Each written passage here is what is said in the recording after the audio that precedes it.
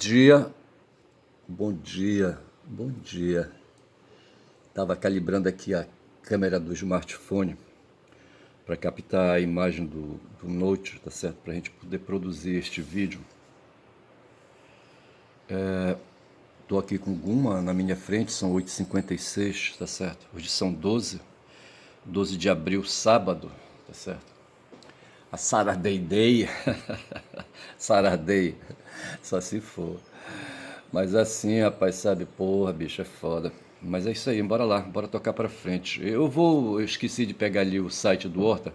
Foi o site que eu consegui aí dar uma certa atenção, tá certo? Onde ele apresenta uma live aí de quarta-feira. E ele tenta explicar pra gente que coisa é esse tarifaço aí, sabe? E à luz da teoria. E já vou adiantando logo, sabe, que ele, sem mencionar Marx, sabe, mas eu creio que ele, para explicar, sabe, o tarifaço de Trump, ele faz apelo aí às teorias marxistas, tá certo, ou marxianas, não sei, mas eu vou ver isso aí depois. E assim, vou pedir aí, vou saudar a Guma aqui, essa felina aí à minha frente, tá certo, e vou pedir desculpas e vou avançar aqui um pouquinho, e bora ver no que vai dar esse vídeo de hoje. Aqui passando pelo Gurilão, tá certo? Aí o Macacão, tá certo? Aí caí aqui no Blue Sky. Mas deixa me ver aqui, aqui o site do Horta, certo? Deixa me ver aqui se eu consigo acessar o site do Horta, só para dar assim uma intumescência. Uma intumescência só se for, cara. Quando fala em intumescência, sabe, eu me lembro de um filme aí, de um filme de Robin Hood, certo? Com aquele cara do Gladiador, como é que chama ele? Eu não vou lembrar, não quero lembrar. Onde ele, sabe, tá voltando e tá lá a mulher que a mulher que o Robin deixou para trás, tá certo? O Robin deixou para trás? Não, o Robin não deixou ninguém para trás não, tá certo? Um nobre deixou uma mulher para trás, tá certo? E pede pro Robin entregar uma espada, sabe? Depois aí, o Robin Hood estava em guerra contra ali os muçulmanos, certo? Aí, acho que não sei se foi a primeira cruzada, ele estava, me parece, junto com ali, com aquele cara, como é que chama ele, o Coração de Leão, como é que chama aquele rei, rei bretão, certo? Ricardo Coração de Leão, que levou uma flechada no pescoço, sabe, e cortou a jugular dele, sabe? Tudo estava protegido no corpo dele por armaduras e coberturas, tá certo? Exceto o pescoço. E um doido lá da torre, sabe, disparou uma besta, uma besta. E a besta, sabe, a flecha passou assim, eu não sei se entrou no pescoço ou passou cortando, tá certo? Eu só sei que o Ricardo se ferrou, para não dizer fudeu. Aí o, aí acaba ali aquele momento de escaramuça, estavam tentando conquistar ali um castelo, tá certo? Aí o Robin vem embora, aí com o Robin veio um nobre, certo? E eles sofrem uma emboscada no caminho, e o nobre, sabe, é agredido, ferido mortalmente, sabe? E entrega para o Robin uma espada que era para devolver para o pai dele, tá certo? O pai dele que era um ancião, sabe, de 80 anos, qualquer coisa assim. Aí é que vem, sabe, a questão da intumescência. O cara falando, sabe, de que, eu não sei em que circunstância foi, sabe, mas que ele, me parece que ele se diz assim, animado, de repente ele finge lá uma situação, recebendo o Robin como se fosse o filho dele, e aí, sabe, o ânimo dele melhorou, tá certo, e de repente um projeto, sabe, de vida, nasceu na vida dele ali, sabe, um projeto temporário. Aí, sabe, aí no dia seguinte ele acorda dizendo, sabe, que tinha tido, assim, por questão dessa melhoria de humor, tá certo? Ele tinha tido uma intumescência noturna. Intumescência noturna, vê se pode, tá certo? Pô, bicho, é foda. Mas deixa eu ir aqui para minhas inscrições, deixa eu ver se eu localizo Horta, tá certo? E deixa eu me ver aqui se eu localizo Horta. Cadê? Bora ver. Eu vou no histórico, eu deveria ter ido no histórico, certo? Eu deveria ter ido no histórico. Como é que eu entro aqui para abordar o histórico? Porra, bicho. Ai, ai. Porra. Tá aqui. Histórico. Vai aparecer o Horta, que foi um dos últimos vídeos que eu vi. Tá aqui, ó. Live do CEO, tá certo? Eu vou abrir aqui só para invocar, tá certo? E tiro esse cara aqui, que eu não gosto dele, o Eduardo Moreira. E, rapaz, é o seguinte, olha. Eu não presto, certo? Mas aqui tá o Horta, tá certo? Eu vou colocar aqui o vídeo dele aqui rolando desde o começo, tá certo? E vou deixar aí rolando. Mas eu vou cuidar da vida, tá certo? Eu vou cuidar da vida porque eu tenho um bocado de coisa para falar. Eu falava do Stig, certo? O Stig é um rio lá na Grécia, tá certo? E eu falava do Igarapé das Almas das Armas, eu não sei por que que misturei alhos com bugalhos, mas o Stig tem alguma coisa a ver, sabe? O Stig tem alguma coisa a ver com o Igarapé das Almas ou das Armas, tá certo? Vamos bora falar aqui do Stig, tá certo? É que eu falava do Aquiles, tá certo? E o Aquiles tinha um ponto fraco, rapaz, que era o tornozelo dele, tá certo? O calcanhar, tá certo? Porque a mãe dele, quando foi banhar lá no rio, tá certo? E por que que ela foi banhar no rio? E como chamava a mãe dele, certo? Aqui tá dizendo aqui, tá certo? Stig, na mitologia grega, é uma ninfa e também um rio infernal. É nesse sentido de rio infernal, mas no sentido infernal é no sentido de que era um rio que corria para as profundezas da terra, tá certo? E na cabeça dos gregos, sabe, o inferno está dentro, lá para dentro, sabe, do miolo da terra, tá certo? E então se falava como esse rio, sabe, corria para dentro do centro da terra, então se falava que ele era um rio infernal. E ele era dedicado, veja, o infernal aqui é onde morava Hades, tá certo? Hades, na mitologia grega, é o deus do mundo interior e dos mortos, tá certo? O Hades era irmão do Zeus, tá certo? Ah, aquela família louca ali, sabe, dos gregos ali. E o Hades habitava lá o miolo da terra também, tá certo? O inferno e ali para onde as almas iam, sabe? As almas condenadas, as almas dos perversos. E no rio, as almas iam através do Stig, tá certo? Porra, bicho. Deixa eu me vai isso aqui. Stig também é o nome do rio da invulnerabilidade. Perceberam aí? Rio da invulnerabilidade, tá certo? E é por isso que o Aquiles foi banhado nele, tá certo? Um dos rios do Tártaro. Tártaro, que porra é o Tártaro? Em algumas regiões e em mitologia, o reino dos mortos. Então veja que o Tártaro é o reino dos mortos. Nós temos ali para as bandas ali da Eslávia, ali, sabe, da Rússia e Cazaquistão e não sei mais o que. Ali, sabe. Me parece que tem uma tribo, a tribo dos Tártaros para aquelas bandas dali, sabe? Ali para a banda da Mongólia também. Eu assisti uma vez um filme sobre aquele líder mongol, sabe? Não vou lembrar o nome dele agora. E havia ali, sabe, além da tribo desse rei mongol aí, desse líder mongol, havia também a tribo dos tártaros, tá certo? É para aquelas bandas ali. Mas aqui no contexto, o Tártaro, aí, como foi dito aqui, tá certo? É o rio, é o reino dos mortos. Ali onde o reino justamente do Hades, tá certo? Segundo uma versão da lenda de Dionísio, uma promessa feita. Que, rapaz? Uma promessa feita a partir. Que porra é essa? Uma promessa feita a partir pelo Stig é o voto. É o voto mais sagrado que pode ser feito, certo? Uma promessa feita a partir pelo Stig é o voto mais sagrado que pode ser feito. Eu não sei o que é que porra aí, sabe, a inteligência artificial traduz dessa maneira. Nem mesmo os deuses podem quebrar uma promessa pelo Stig. Segundo a lenda, a mortal Semele, mãe de Dionísio, uma amante de Zeus, veja aí, amante de Zeus, essas coisas bem humanas, certo? Zeus era um cara que não prestava. Foi enganada por Hera, que querendo vingar-se da amante do marido, Hera devia ser mulher de Zeus, certo? Que querendo vingar-se da amante de Semele, se metamorfoseou em sua serva. Veja que essa palavra aqui, metamorfosear, os reis gregos, sabe, tinha esse negócio de se metamorfosear, sabe? De se tornar metamorfose ambulante. Eu não sei se foi daí, sabe, que o Paulo Coelho, sabe, junto com o Raul, pegaram a expressão metamorfose ambulante, que é justamente essa a capacidade de adquirir formas superiores, tá certo? Eu, humano, me transformo num sapo, me transformo aí, sabe, num navio, me transformo sei lá em quê, tá certo? A gente chama essas mudanças aí físicas, sabe, de metamorfose. E lá no mundo ali, sabe, no Olimpo, sabe, os deuses e deusas tinham essa capacidade, sabe, de se metamorfosear. Os Zeus era o zero e vezeiro, rapaz, nessa história de metamorfose, tá certo? Eu falei ontem, no vídeo de ontem, sabe, que ele se metamorfoseou em anfitrião, tá certo? Se metamorfoseou, acho que em Filipe II, tá certo? Se metamorfoseou uma porrada de gente, rapaz, sabe? Para poder, sabe, ali se disfarçar. A metamorfose era um disfarce, tá certo? E no caso aqui, essa deusa aí, a mulher, sabe, de Zeus, era chifruda, tá certo? E a Hera, né? E aí, sabe, se metamorfoseou na amante, tá certo? E como é que diz assim? Que querendo vingar-se da amante do marido se metamorfoseou em sua serva, tá certo? A Hera se metamorfoseou em uma serva de Semele. Hera convenceu Semele a pedir a Zeus uma prova de amor. Aí por aí vai, não vou falar dessa porra não. Deixa pra lá.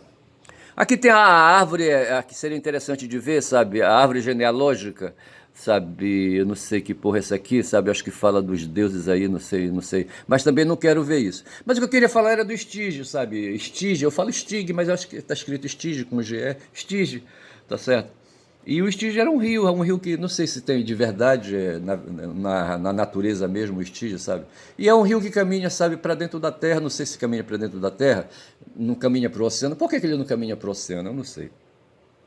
E aqui em Belém, rapaz, então já vou saindo aqui do Estígio, certo? Já vou saindo do Estígio, a gente já sabe que ele é um rio. O rio é um rio infernal, tá certo? Mas no bom sentido, mas para dizer que ele era o rio da invulnerabilidade. Para dizer, sabe, que aí, sabe, a mãe do Hércules, sabe? A mãe do Aquiles, tá certo? Aqui, o Aquiles, Aquileus em grego, na mitologia, foi um herói da Grécia e um dos participantes da Guerra de Troia, certo? E o protagonista e o maior guerreiro da Ilíada de Homero, tá certo? Aí vem aqui assim, sabe? Vejamos aqui o nome. O nome de Aquiles pode ser interpretado como uma combinação de Akos, luto, e Laos, povo, certo? Tribo, nação. Em outras palavras, Aquiles seria uma personificação do luto das pessoas, luto sendo um dos temas que é levantado por muitas vezes na Ilíadas, muitas delas pelo próprio Aquiles, certo? O cara era um matador, rapaz, sabe? O papel de Aquiles como herói do luto forma assim um contraste irônico com a visão convencional que o apresenta como um herói de Cleos, glória, especialmente na guerra. Mas eu não queria falar disso não, tá certo? Aquiles era o filho da Nereida, as Nereidas eram filhas de Nereu, tá certo? E daí? E daí? Tá? Só por isso? O nome dela era Tétis, a mãe do Aquiles, certo? Tétis, tá certo? E o pai do Aquiles foi Peleu, tá certo? Rei dos Mirmidões. Havia um reino, sabe? O reino, não sei se era o reino da Mirmídia, não sei se é isso aí, sabe? Não sei, o que está escrito aqui? Os Mirmidões, tá certo? Eu poderia ver, mas não. Deixa eu ver aqui os Mirmidões, que porra é mesmo.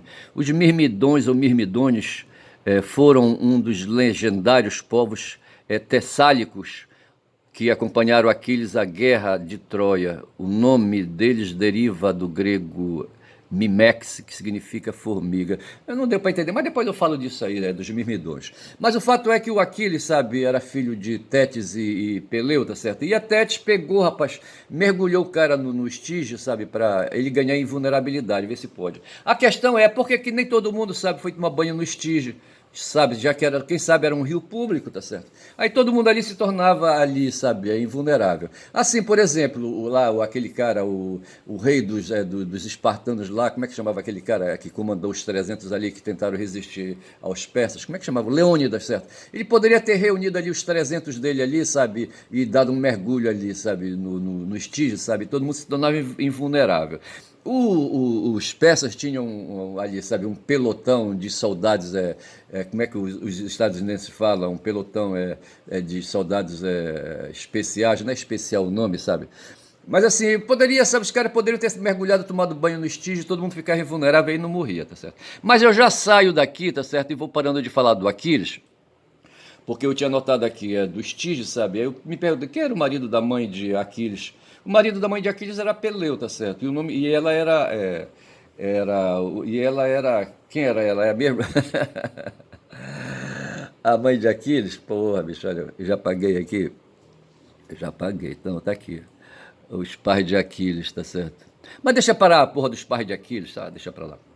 Mas o fato é, rapaz, o seguinte, que aí quando eu falei falei do estígio, certo? Eu me lembrei que aqui em Belém, sabe, tem um igarapé, tá certo? E aqui eu tô com umas fotos aqui antigas de Belém, tá certo?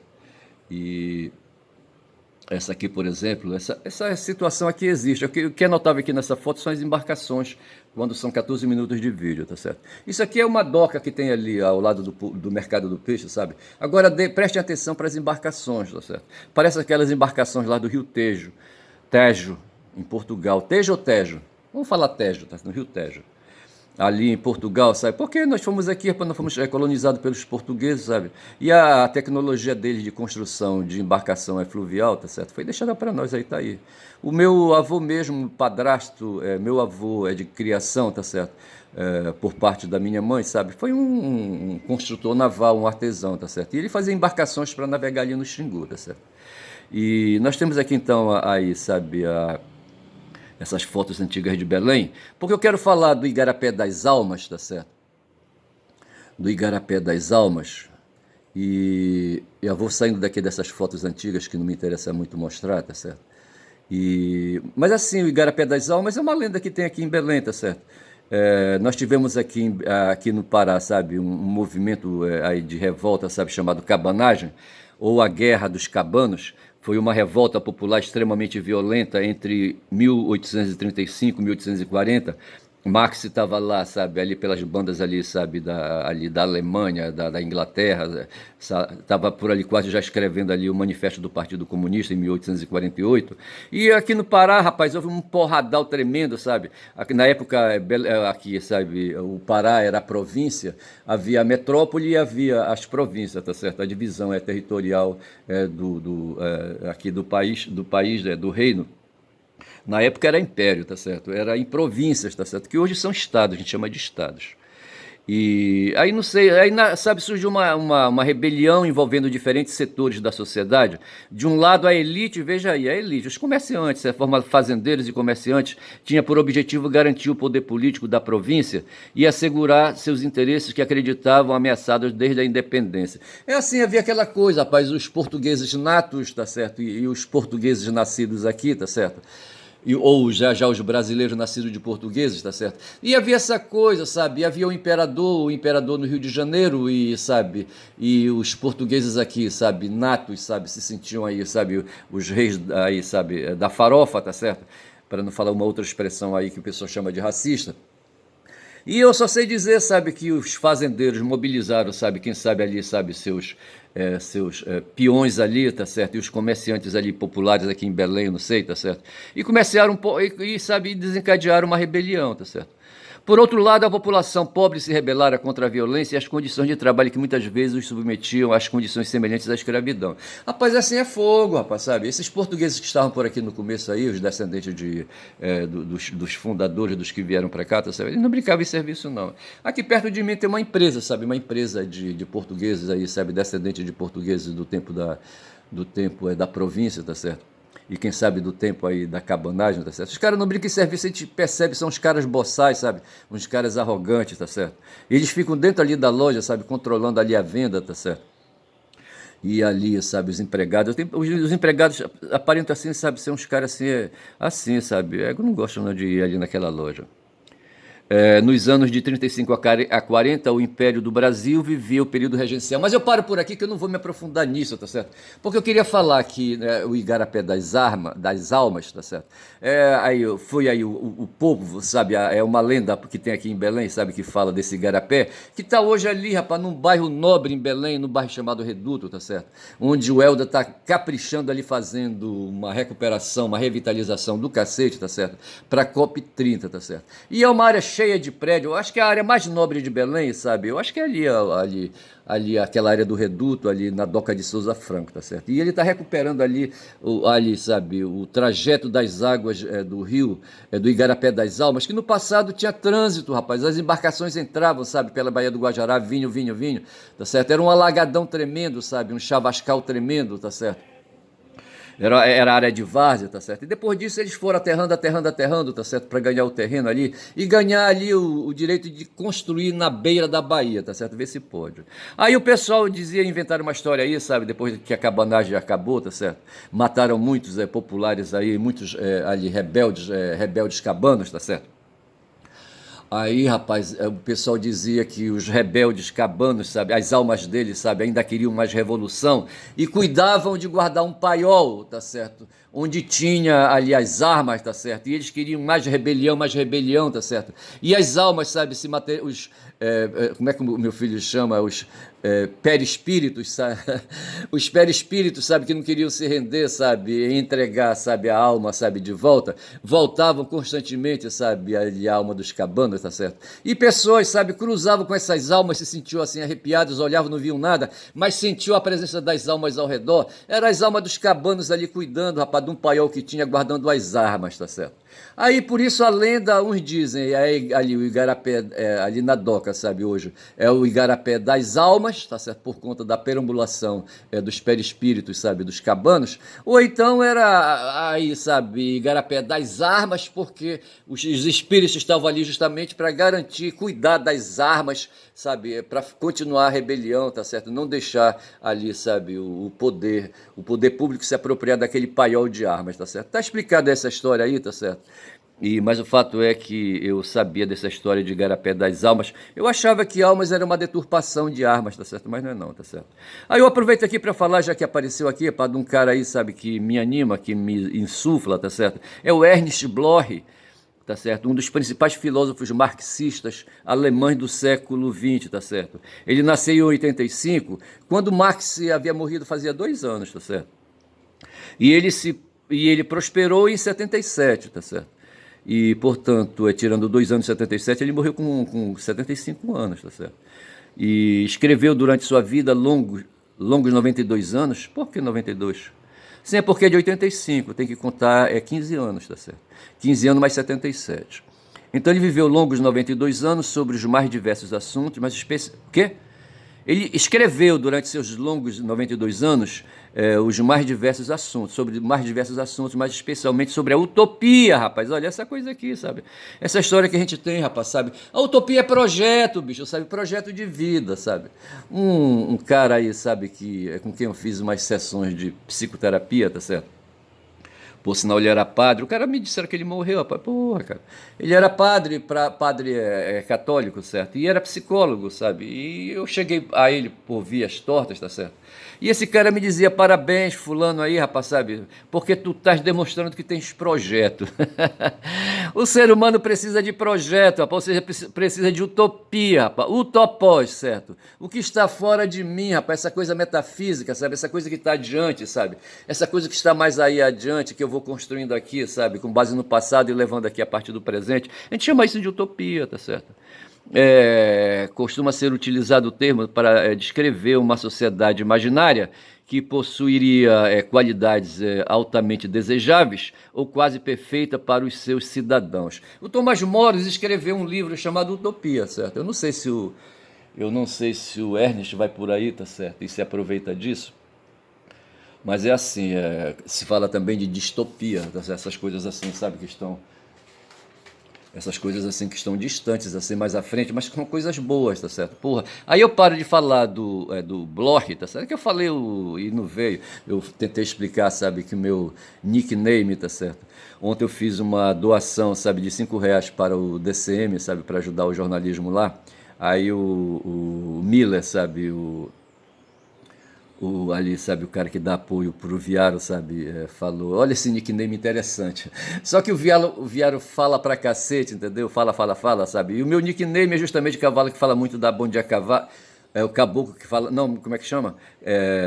Caboclo Falador, meu canal, tá certo? Canal do Caboclo Falador. Quem fala muito da Bom Dia Cavalo. Quando o meu nickname apareceu, o Miller achou interessante. Fernando Miller é o nome do cara. Olha esse nickname aqui interessante, tá certo? Mas assim, tá certo? Nickname. E meu nickname, quando eu digo que meu nome é Ernest, certo? Eu lembro de Bloch, tá certo? Justamente por isso, tá certo? Por a ele acalentar, sabe? E encher a cabeça da gente com mais ideias aí, sabe? Dando aí dando aí pistas, sabe, de que a gente não pode esmorecer na luta, tá certo? Aí eu falei já aqui da cabanagem, eu vou saindo, mas teve um caboclo aqui, rapaz, um tal de Atlas, e eu queria me lembrar do caso Quando são 24 minutos de vídeo, eu queria me lembrar do caso do Glauber Braga, sabe, que é um deputado federal do PSOL, sabe, que está sendo ali, sabe, perseguido pelo Lira.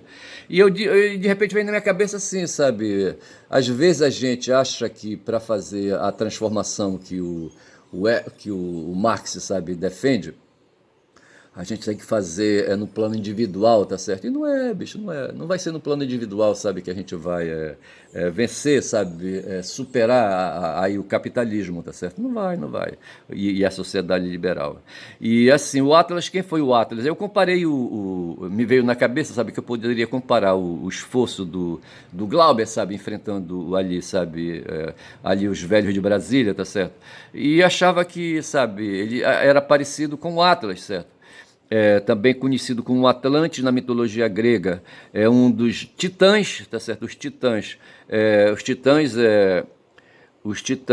ao lado das titânides, na mitologia grega, são entidades que enfrentaram Zeus e os demais deuses olímpicos, tá certo? Então havia aquele. Na verdade, foi um porradal que houve ali entre titãs. Eu acho que o próprio Zeus talvez fosse um titã também, eu acho. Depois de ver isso aí, tá certo? E aí havia, sei que havia ali, sabe, uma corrente ali, e o Atlas foi um desses titãs aí. Veja que ele não era humano, o Atlas, certo? Era um titã, tá certo? Era uma divindade. Era um rei da Mauritânia, que daí já não dá mais pra, sabe? Se ele era titã, como é que ele era rei, tá certo? Porra.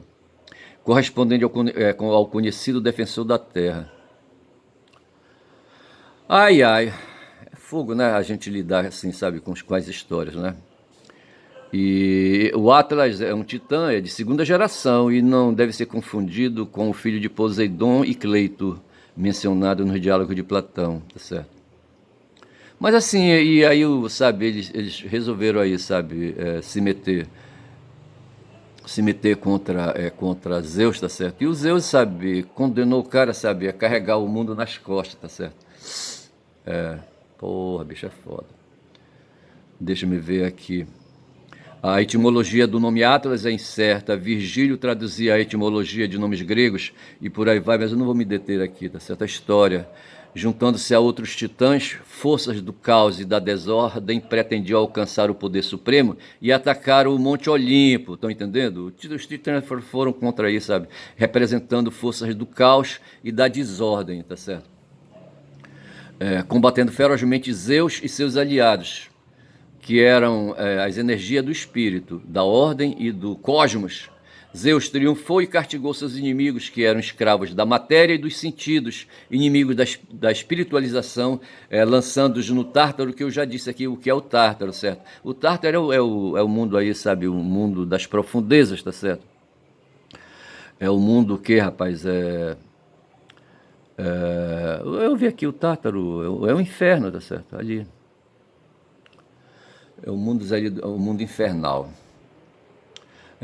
Porém, para Atlas, deu-lhes Zeus um castigo de sustentar para sempre nos ombros o céu, tá certo? Esse globo aí, sabe, que ele carrega. E por aqui eu já paro de falar do Atlas, tá certo? Me aproveito da metáfora para dizer que de repente aí, sabe, o Glauber está carregando um poder, sabe, que é maior, sabe, do que ele pode carregar, tá certo? E nós vivemos uma sociedade liberal, tá certo? Vivemos aí um mundo que dentro de uma ordem, de uma organização, sabe, que colocar a vontade humana, tá certo? E a vontade como liberdade e não como necessidade, como queria como defendia o Schopenhauer, tá certo? Aí, sabe, segurando aí a vida contratual da sociedade. A sociedade que a gente vive é uma sociedade contratual, tá certo? Cheia de pactos, de consensos, tá certo? E dissensos também, tá certo? Porra, bicho, já são agora 28 minutos de vídeo.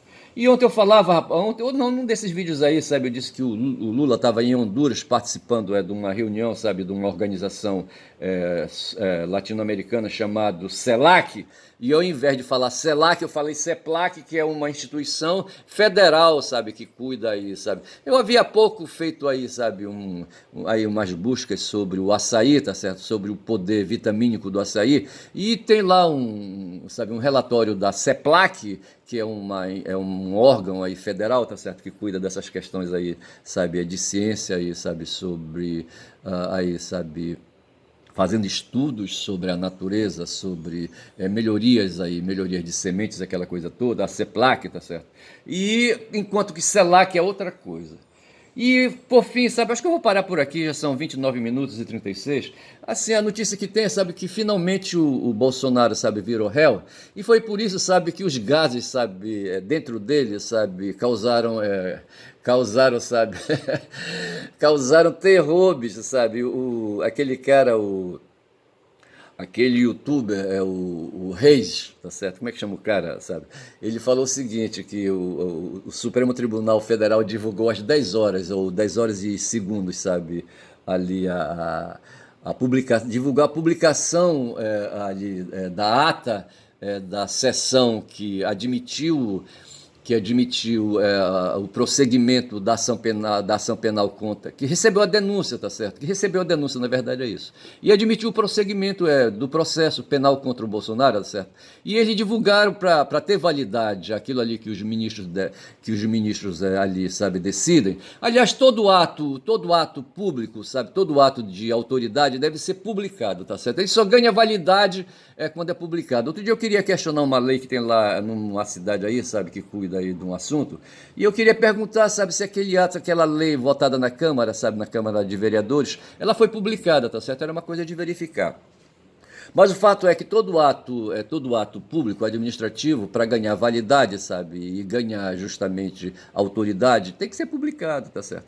E aí o Supremo mandou a publicação e a publicação saiu, e hoje a gente pode dizer que o Bolsonaro é réu, tá certo? Eu acho que eu vou chamar para esse meu vídeo réu, tá certo? Só assim, simplesmente réu, para justamente chamar a atenção para esse episódio. E por conta disso, o cara, sabe, ele teve manifestações de gases, sabe, no estômago dele, no intestino dele, sabe, passou mal e precisou ser internado. Eu vou ficando por aqui. Eu falo essas coisas, rapaz, porque eu sou um caboclo falador, fofoqueiro, tá certo? Falo de tudo, rapaz, um cara ansioso, tá certo? E quem fala muito dá bom dia a cavalo, rapaz. Pô, bicho, bom dia.